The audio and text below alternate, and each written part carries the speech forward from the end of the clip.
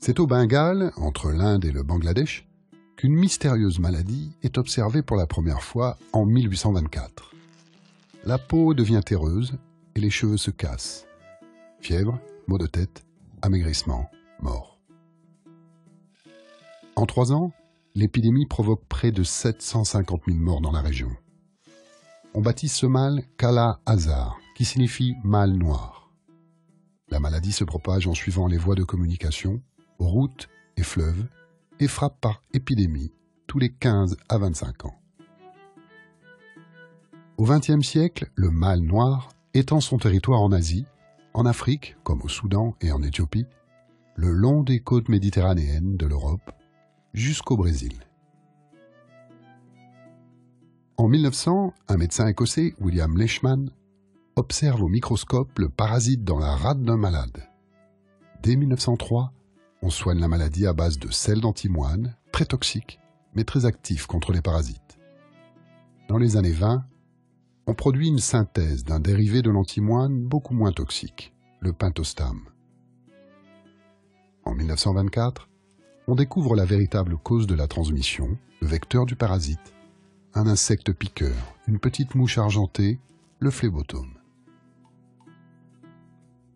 Dans les années 50, l'Organisation mondiale de la santé lance une grande campagne de pulvérisation de DDT, un insecticide pour éradiquer le paludisme.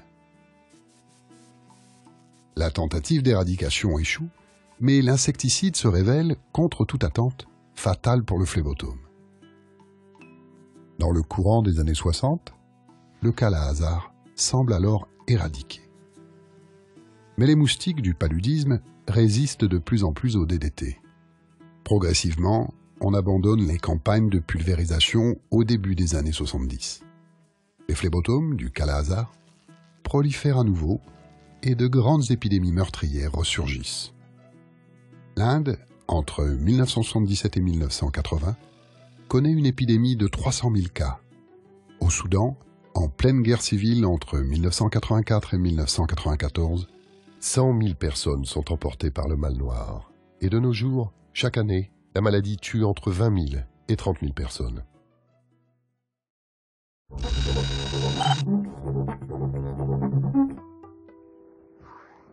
La leishmaniose viscérale fait partie des maladies tropicales négligées. On dénombre entre 200 000 et 400 000 nouveaux cas par an dans des régions essentiellement pauvres et rurales. 90% de ces nouveaux cas se trouvent en Afrique de l'Est, en Amérique du Sud et en Asie du Sud. Au Bangladesh, au Brésil, en Éthiopie, en Inde, au Kenya, au Népal, au Soudan et au Soudan du Sud. En Afrique de l'Est, la maladie survient par vagues épidémiques. C'est par exemple le cas au Soudan du Sud depuis 2009. Chaque flambée se transforme en épidémie qui dure de 3 à 5 ans. Dans ce tout jeune État, comme dans les pays voisins, la quasi-inexistence des infrastructures sanitaires, les déplacements de population engendrés par les conflits et la pandémie de sida favorisent ces flambées de leishmaniose. En Éthiopie, entre 20 et 40% des patients souffrant de leishmaniose sont séropositifs au VIH. La co-infection est dramatique pour ces patients car les deux maladies s'entretiennent l'une l'autre.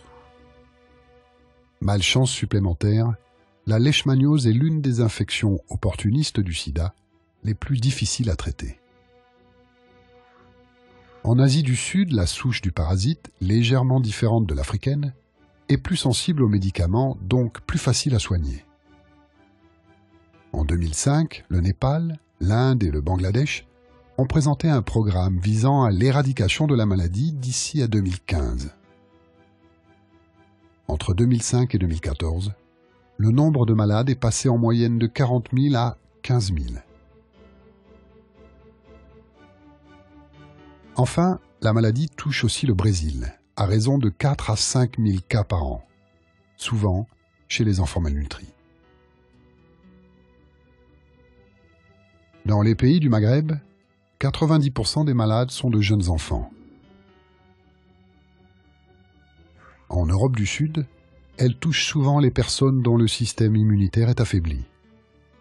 Depuis les années 80, on a recensé 2500 cas de co-infection au VIH et à la leishmaniose dans cette région du monde. En France, de 20 à 30 personnes sont touchées par la leishmaniose chaque année.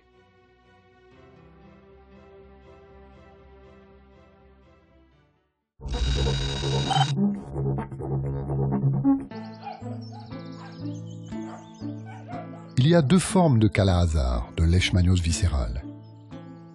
La première, commune aux chiens et à l'homme, est causée par le parasite Leishmania infantum. On la trouve autour du bassin méditerranéen, au Moyen-Orient et au Brésil. La deuxième forme, causée par le parasite Leishmania donovani, sévit en Asie et en Afrique. Que ce soit l'une ou l'autre, le parasite s'y prend de la même manière pour contaminer l'organisme. Il se sert d'un intermédiaire, son vecteur, une minuscule mouche suceuse de sang de quelques millimètres, le phlébotome. Quand il pique une personne déjà infectée, le phlébotome ingère le sang humain chargé de parasites. Quand il pique à nouveau, le phlébotome les transmet à sa nouvelle victime.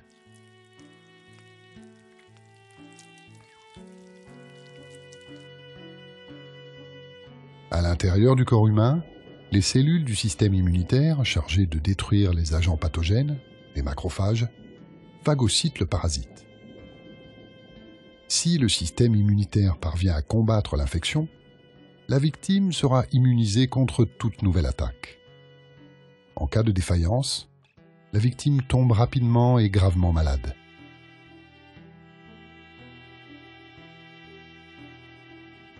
À l'intérieur des macrophages, le parasite a changé de forme, s'est multiplié, puis a envahi tous les organes avec une préférence pour la rate et le foie. Les malades présentent comme premiers symptômes fièvre, anémie et gonflement de la rate et du foie. Sans traitement, les malades meurent. En Asie, on appelle la maladie le mal noir, à cause d'un symptôme fréquent, le noircissement de la peau. La leishmaniose affaiblit le système immunitaire. Les malades contractent souvent d'autres maladies dites opportunistes, comme la tuberculose, le paludisme ou la dysenterie. La leishmaniose est elle-même une maladie opportuniste. Une personne atteinte du VIH est plus vulnérable face aux parasites qui prolifèrent dans son organisme.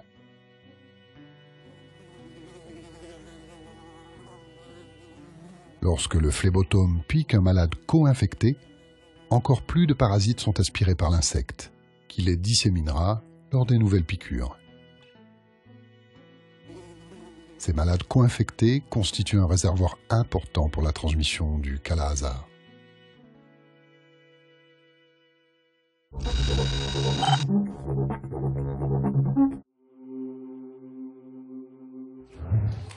La leishmaniose viscérale touche l'Afrique, l'Asie et le Brésil. En Afrique, il existe un test rapide pour diagnostiquer la leishmaniose viscérale. Pour être sûr du diagnostic, il faut un test sérologique ou une ponction de la rate ou de la moelle osseuse. Seuls des laboratoires bien équipés qui n'existent pas dans les zones rurales peuvent réaliser ces tests.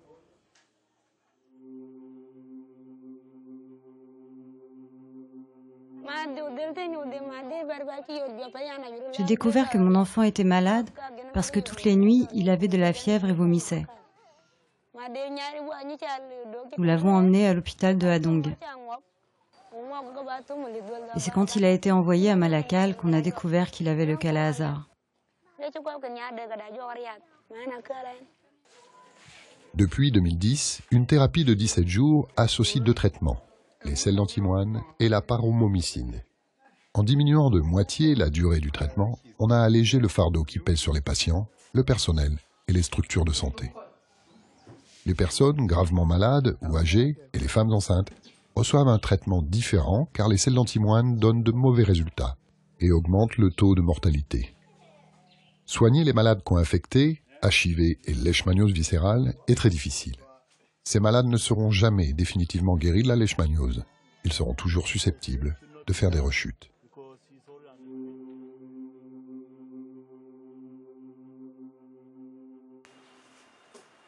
En Asie, la leishmaniose est plus facile à diagnostiquer et à traiter. L'OMS recommande l'ambisome, un traitement de 2 heures, administré en une seule perfusion avec un taux de guérison de plus de 98%. Il est déjà utilisé par les programmes nationaux en Inde et au Bangladesh. L'ambisome a malheureusement l'inconvénient de mal supporter la chaleur et de s'administrer uniquement par intraveineuse.